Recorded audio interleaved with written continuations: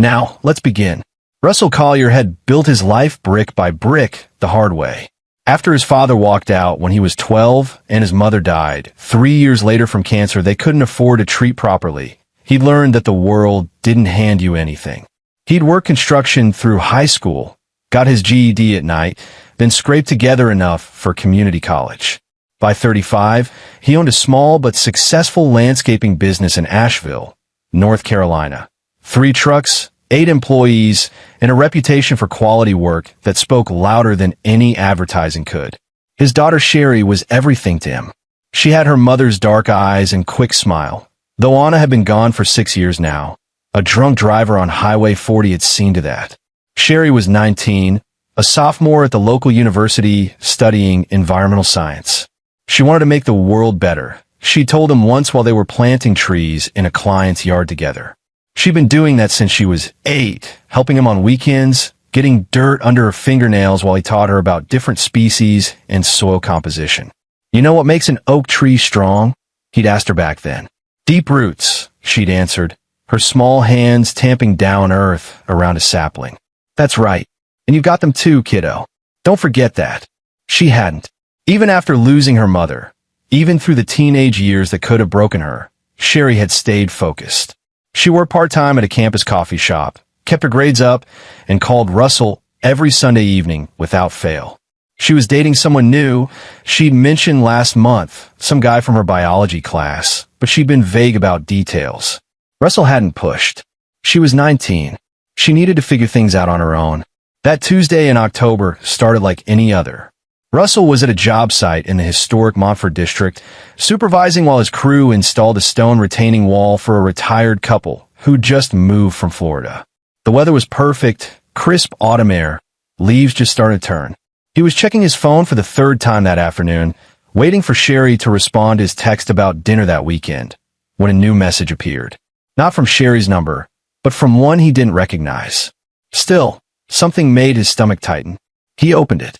The first photo loaded slowly over the cellular connection. When it fully appeared, Russell's phone nearly slipped from his hands. Sherry's face, or what he could recognize of it. Her left eye was swollen completely shut, a grotesque purple balloon. Her lip was split, encrusted with dried blood. There were finger marks, actual finger marks, bruised in her throat. His vision tunneled. Somewhere distant, his foreman Bobby was calling his name, but Russell couldn't hear anything except the roaring in his ears. He scrolled.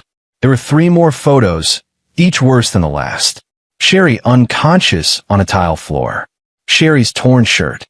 Evidence of violence that made Russell's hands shake so badly he had to grip the phone with both hands. Then came the text message itself.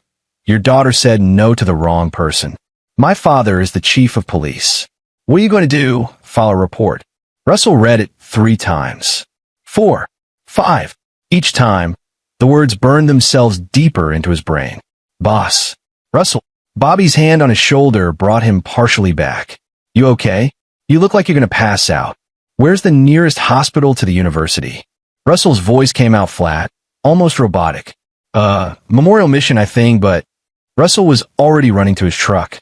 He called Sherry's number while peeling out of the driveway, gravel spraying.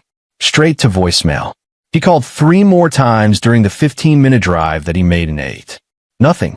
The emergency room was chaos. Flu season starting early. A construction accident on I-26 had brought in multiple trauma cases. Russell pushed through to the admissions desk, barely coherent as he described his daughter, showed the photos on his phone. The nurse's expression shifted from annoyed to horrified when she saw the images. Sir, do you know who? Just tell me if she's here. 5 minutes of checking. Then, we don't have anyone by that name admitted. Have you tried her dorm? Russell was already gone. The campus security guard at Sherry's residence hall knew who he was. He'd been there enough times helping her move stuff, bringing her groceries when she was too busy to shop. But the kid, maybe 22, looked nervous when Russell demanded to be let up to her room. Sir, I need to call this in if. My daughter might be dying in her room, and you're worried about protocol? Russell's voice was quiet, which somehow made it more terrifying than if he'd been shouting. You can call whoever you want after you unlock that door. Sherry wasn't in her room. Her roommate, a petite girl named Jill who looked ready to burst into tears, said Sherry hadn't been back since yesterday morning. She said she was meeting someone for lunch. The guy she'd been seeing. Troy something? I don't know his last name. What does he look like? Tall, blonde, always wearing these expensive-looking clothes. Drives a black BMW. I only met him once. She paused. He seemed like he thought he was better than everyone else, you know? Russell took down everything Jill could tell him, which wasn't much. Troy was in Sherry's biology class. He was older, maybe 23 or 24. His father was some big shot, Sherry had mentioned once, but she'd been excited about that, like it was impressive. Russell felt something cold settle into his chest. His daughter, his smart, careful daughter, had been dazzled by money and status. And whoever this Troy was had used that against her. Back in his truck, Russell stared at his phone. At the photos. At the mocking text message. My father is the chief of police. There is only one police chief in Asheville, Clayton Stanley, a man who'd held the position for nearly 12 years. Russell had never met him personally, but he'd seen him on the news at city council meetings. A big man, silver-haired, always talking about law and order and keeping the community safe. If his son was Troy Stanley. Russell did a quick search on his phone. Troy Stanley, 24, one prior arrest for assault at a bar 3 years ago that had been mysteriously dropped. Another mention in a campus newspaper about a Title IX complaint that had gone nowhere. The pieces were falling into place, and each one made Russell's blood run colder. This wasn't random. This was a pattern. Troy Stanley hurt women, and his father made sure he never faced consequences. But the text, sending those photos, that message, that was arrogance on a level Russell had rarely encountered. Troy Stanley genuinely believed he was untouchable. That Russell, a working-class landscaper, could do nothing to him or his police chief father. Russell sat in his truck outside Sherry's dorm for 20 minutes, trying to think clearly through the rage that threatened to consume him. The logical thing was to file a report, but with who? The police chief was the perpetrator's father. He could go to the state police, the FBI maybe, but that would take time. Evidence. Lawyers. And Troy Stanley had already demonstrated he knew how to make problems disappear. How long would that process take? Weeks? Months? Years? And what would happen to Sherry in the meantime? Where even was she right now? He dialed her number again. Still nothing. Russell's hands were still shaking, but now it was different. Not panic. Something colder. More focused. He was thinking about his Aunt Corinne, who he hadn't seen in 15 years, but who sent him a card every Christmas. Always from a different city. Always with no return address. Corinne Cunningham, his mother's younger sister, who'd left the United States when Russell was 20 and never come back under that name. His mother had told him some of it before she died, when a morphine made her loose-tongued, about how Corinne had gotten involved with the wrong people in Miami in the 80s, about how she'd seen things, done things, and then had to disappear, about how the woman who occasionally called from international numbers, speaking Spanish peppered with English, asking about Russell's life, was both his aunt and something else entirely. Something dangerous. She made choices, his mother had whispered. Not good choices, but she survived. She's strong, Russell. We come from strong women. Russell had only called that international number his mother had given him once, when Anna died, when he was drowning in grief and didn't know how to keep going for Sherry's sake. Corinne had talked him through it, her voice steady across the thousands of miles. You do it for her. That's all. Every day, you wake up and you do it for her. That's what love is. He pulled up the number now. It was saved in his phone under Aunt C. He'd never deleted it, though he'd never used it again either. It rang 4 times. Then a woman's voice, speaking Spanish. See? Tia Corinne. It's Russell. A pause. Me, Joe. Why are you calling me? Her English was perfect, but carried the accent of someone who'd spent decades speaking Spanish primarily. Is something wrong? Russell's voice cracked. It's Sherry. He told her everything. The photos. The text message.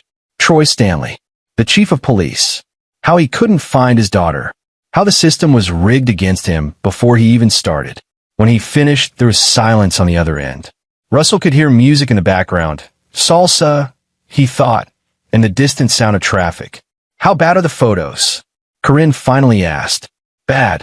Tia, I don't know if she's even, he couldn't finish the sentence. Send them to me. And send me everything you know about the boy and his father. Addresses. Phone numbers. Where they work, where they eat, where they sleep. Everything. I don't have most of that yet. Then get it. I'll wait. Her voice had changed. It wasn't his aunt anymore, the woman who'd taught him to dance at his mother's funeral, who'd held him while he cried. This was someone else. Someone hard. And Russell? Keep looking for Sherry. She's alive.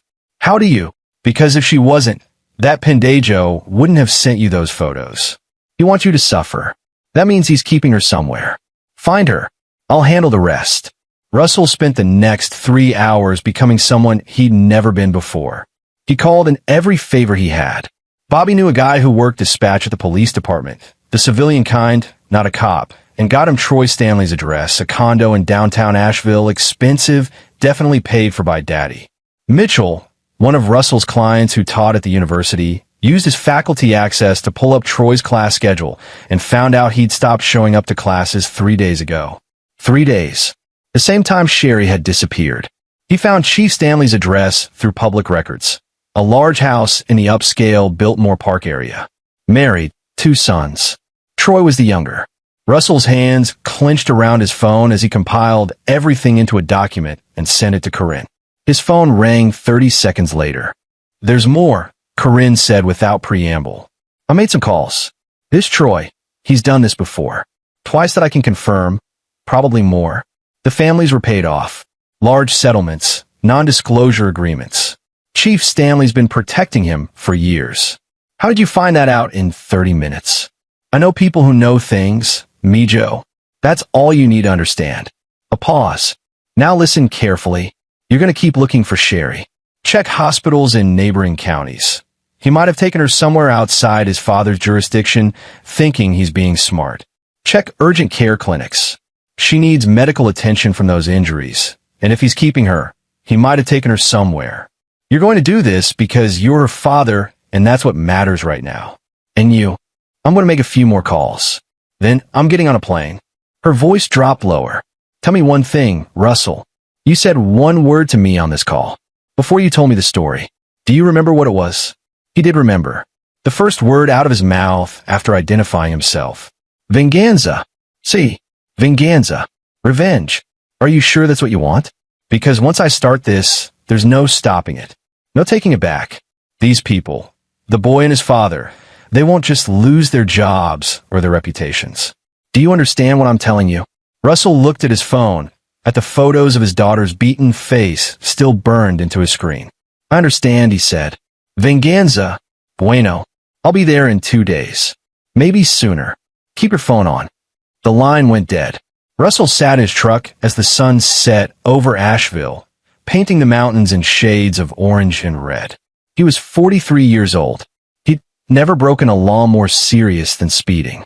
He paid his taxes, treated people fairly, built things instead of destroying them. He'd taught his daughter that the system worked if you worked within it, that justice existed if you were patient and honest. But his daughter was missing, beaten, maybe dying. And the people responsible were protected by the very system he'd taught her to trust. He started his truck and drove to the nearest police station. Not the main one downtown where Chief Stanley worked, but a smaller substation in West Asheville. He filed a missing person report with a young officer who looked bored until Russell mentioned Troy Stanley's name. Then the officer's expression shifted to something careful, neutral. Let me get my supervisor, he said. The supervisor was a sergeant in his 50s, with tired eyes and a gut hanging over his belt. He read Russell's report, looked at the photos Russell insisted on showing him, and set his jaw. Mr. Collier, I'm going to be straight with you. You need to take this to the state police. Why can't you? Because this involves the chief's family. That creates a conflict. The state police have jurisdiction for cases like this. Cases like what? My daughter is missing. Someone beat her nearly to death and sent me photos bragging about it. The sergeant's eyes flickered to the door, then back to Russell. He leaned forward and lowered his voice.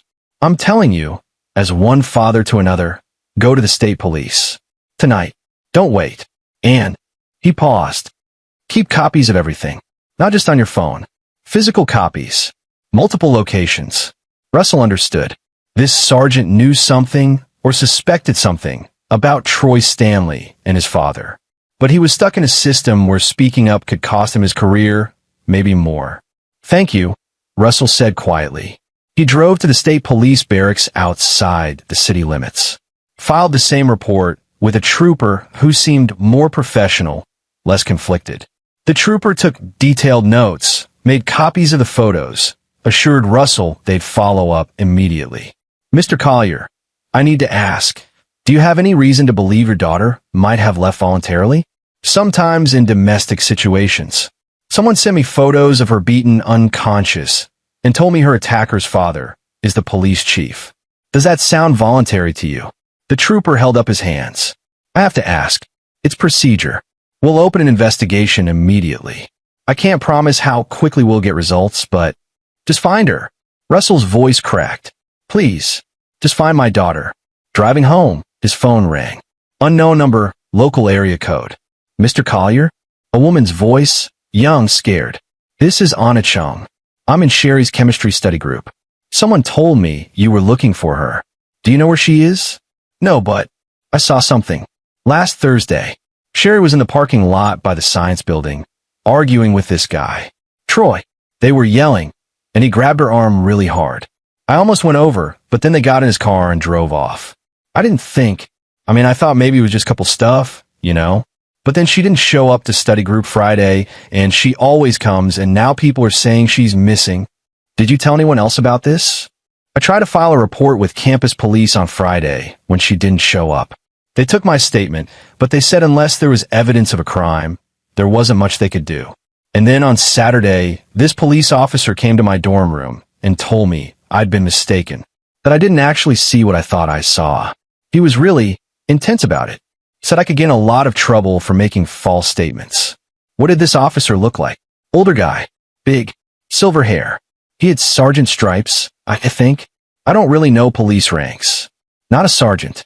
Russell would bet money it was Chief Stanley himself, in uniform, using his position to intimidate a witness.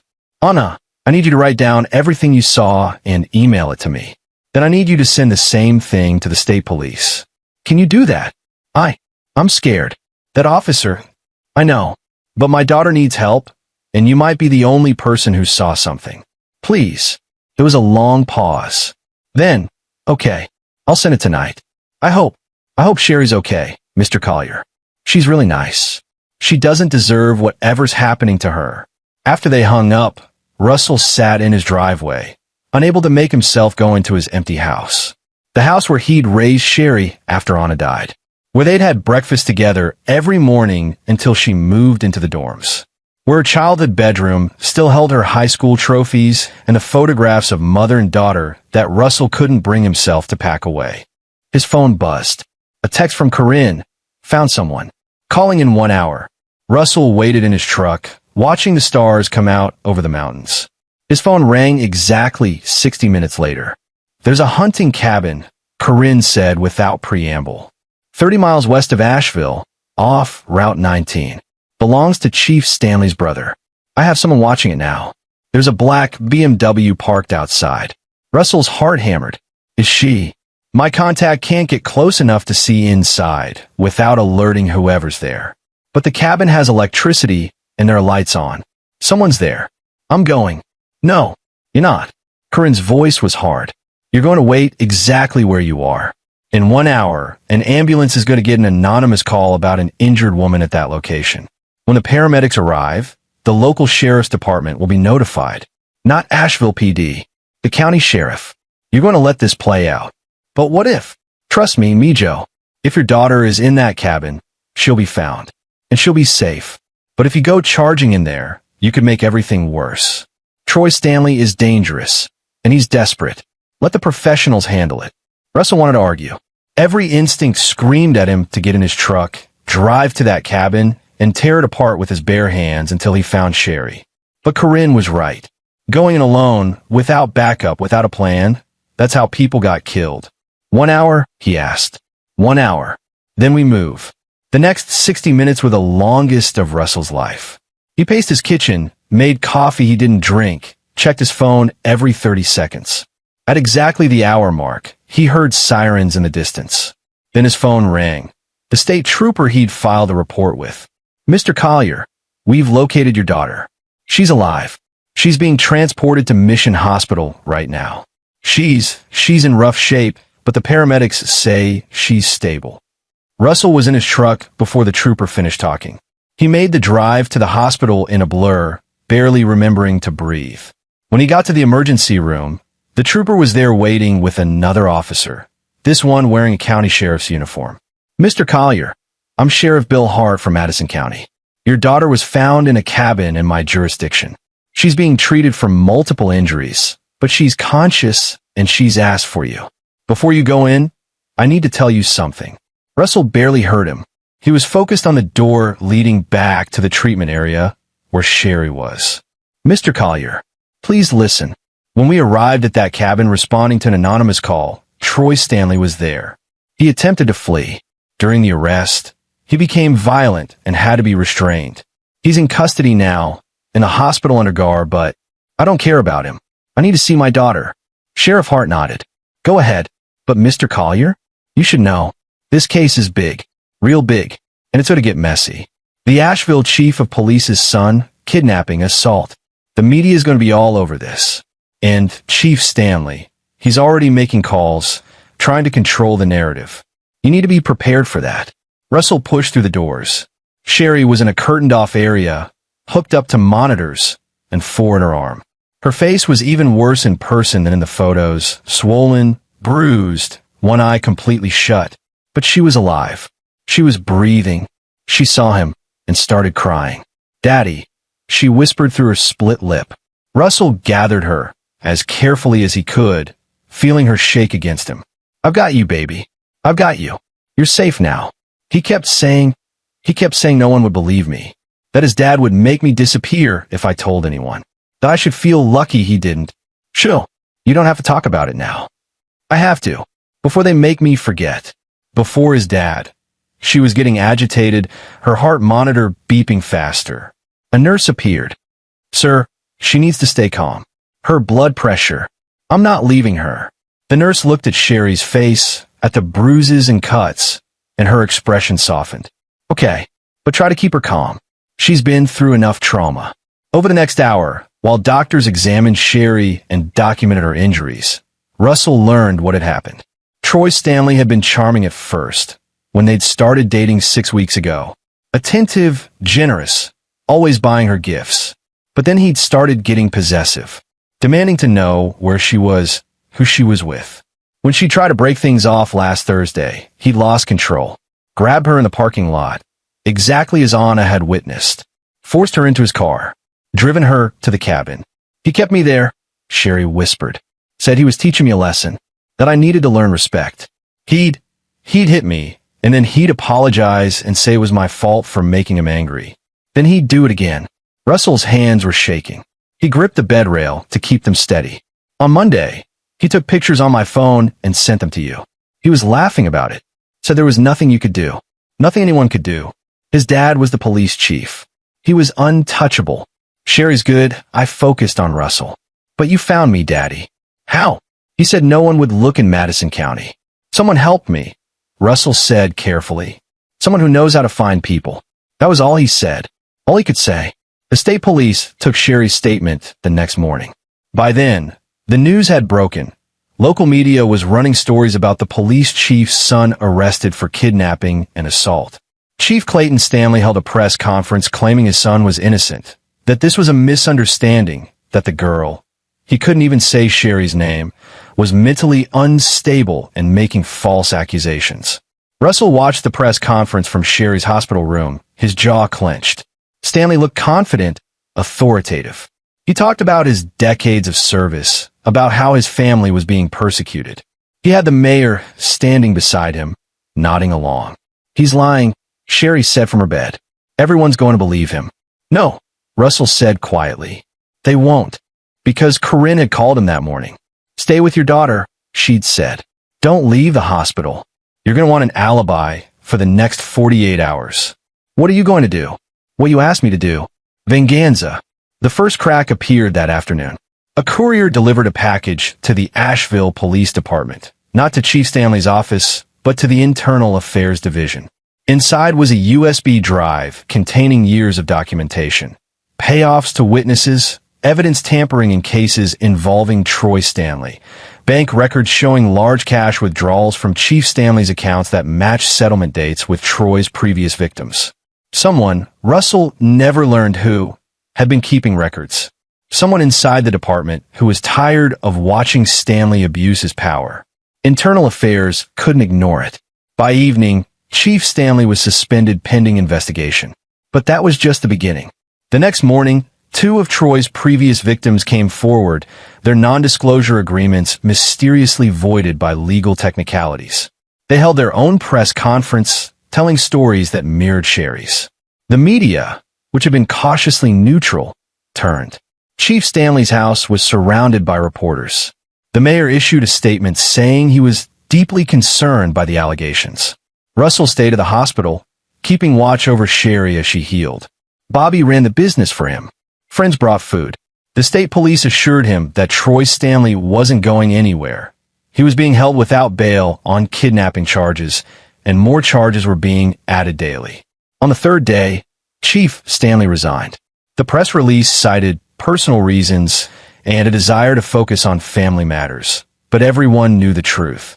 The investigation into his conduct had uncovered too much. He was likely facing charges himself, obstruction of justice, tampering with evidence, possibly accessory after the fact to his son's crimes. Russell watched the news with grim satisfaction. But he knew this wasn't the end. Corinne had said venganza, and she meant it. On the fourth day, Troy Stanley disappeared. It happened during a transfer between the county jail and the courthouse. The transport van was found abandoned on a rural road, both guards unconscious but unharmed. They reported that armed men wearing masks had stopped the vehicle, disabled them with some kind of gas, and when they woke up, Troy Stanley was gone. A massive manhunt began. FBI got involved. Chief Stanley, no longer in a position of authority, went on every news channel that would have him pleading for his son's safe return. "If you have him, please," Stanley begged, tears streaming down his face. "He's my son. Whatever he did, let the courts handle it. Please." Russell watched from Sherry's hospital room. She was stronger now, able to sit up, eat solid food. The doctor said she'd need surgery on her orbital bone, and there would be scarring, but she'd recover. Physically, at least. "Do you think they'll find him?" she asked. "I don't know," Russell said honestly. His phone buzzed. A text from Corinne. "It's done. He paid for what he did. You won't hear from me for a long time. Take care of your daughter. Tell her she's stronger than she knows." Russell deleted the text. Days turned into weeks. Troy Stanley remained missing. The FBI investigation went nowhere. It was as if he'd vanished in a thin air. Chief Stanley, facing multiple criminal charges, had a breakdown and was hospitalized. His wife filed for divorce. His older son, who'd apparently known about Troy's behavior but never reported it, lost his job. The Stanley family, which had seemed so powerful and untouchable just a month ago, was destroyed. Sherry came home after 2 weeks in the hospital. Russell had converted the downstairs office into a bedroom for her, so she wouldn't have to manage stairs. He took a leave of absence from work to care for her. They didn't talk about Troy or what had happened in that cabin unless she wanted to. Mostly they just existed together, watching movies, eating meals, slowly beginning to heal. One evening, about 6 weeks after it all started, Sherry asked him the question he'd been waiting for. "Dad, how did you know where to find me?" The police said it was an anonymous tip, but that doesn't make sense. How would someone randomly know I was in that cabin? Russell considered his answer carefully. "I have family you don't know much about. People who have certain skills. When I realized the police weren't going to help, I called in a favor. Aunt Corinne." Sherry's voice was quiet. Mom used to mention her sometimes. She said Aunt Corinne was dangerous. Your mom was right. Did Aunt Corinne have something to do with Troy disappearing? Russell looked at his daughter, his brave, smart, damaged daughter who'd survived something that would have broken other people. She deserved honesty. "I don't know exactly what happened to Troy Stanley," he said carefully. But I know that when you hurt someone I love, when you threaten to use power and privilege to escape justice, there are people in this world who don't accept that. People who believe in a different kind of justice. Sherry was quiet for a long time. Good, she finally said. He deserved whatever he got. Russell pulled her close. You're stronger than you know, kiddo. I learned from you. And from deep roots. They sat together as darkness fell over Asheville, over the mountains, over a world that was sometimes brutal and unfair, but where, occasionally, the right kind of people made sure there was balance. Months passed. The investigation into Troy, Stanley's disappearance, eventually went cold. Chief Stanley pled guilty to multiple charges and was sentenced to 8 years in prison. His wife and remaining son moved out of state. The victims Troy had hurt, Sherry and the 2 women who'd come forward, started a support group and pushed for better Title IX enforcement at the university. Sherry gradually healed. The physical scars faded more than the emotional ones, but she was getting help, seeing a therapist, learning to trust again. She changed her major to criminal justice. Someone needs to fix the system, she told Russell. Might as well be me. Russell went back to work, back to his normal life of landscaping and planting trees. But he kept Curran's number in his phone, and every Christmas he got a card from a different city with no return address.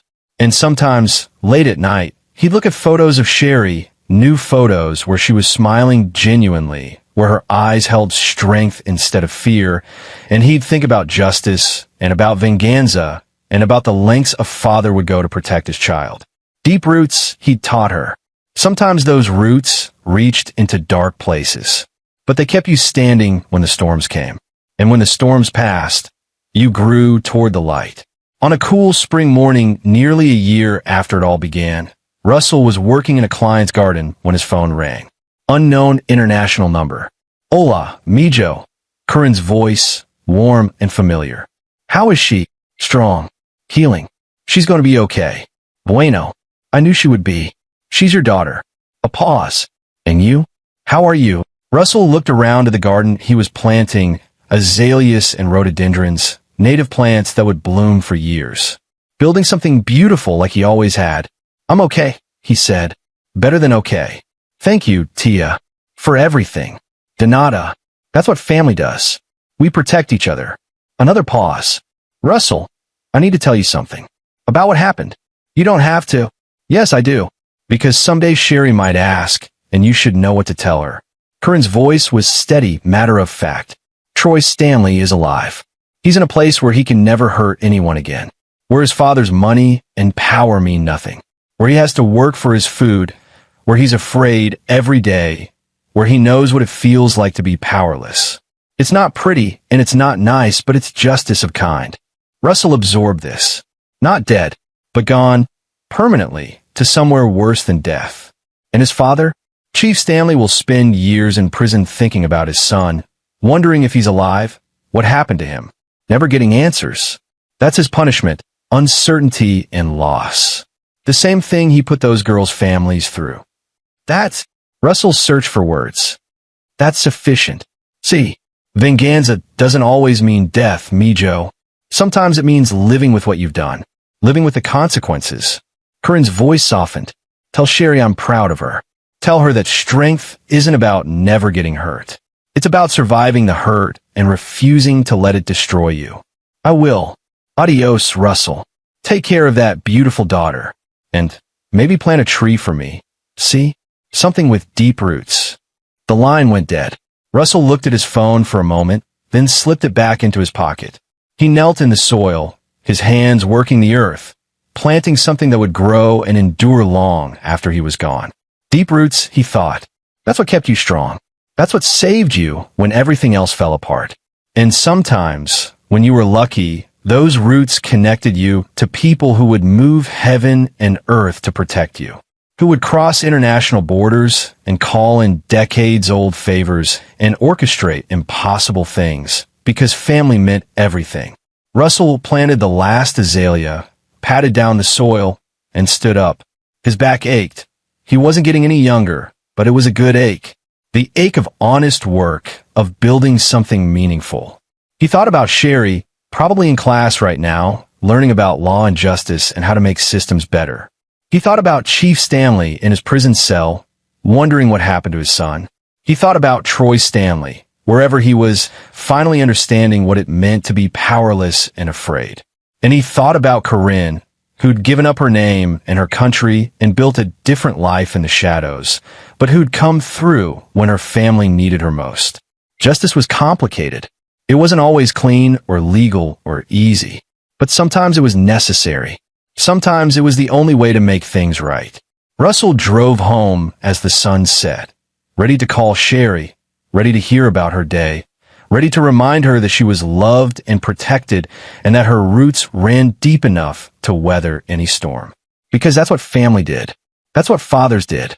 And if the world wasn't fair, if powerful people tried to use their privilege to hurt the innocent, well, there were people like Corinne who made sure the scales balanced eventually. Venganza, Russell thought as he pulled into his driveway. Not just revenge. Justice. Balance. Protection. The things that mattered most. He went inside to call his daughter and tell her he loved her and that she was going to be just fine. And she was. This is where our story comes to an end. Share your thoughts in the comments section.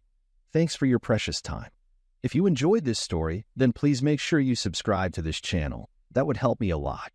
Click on the video you see on the screen, and I will see you there.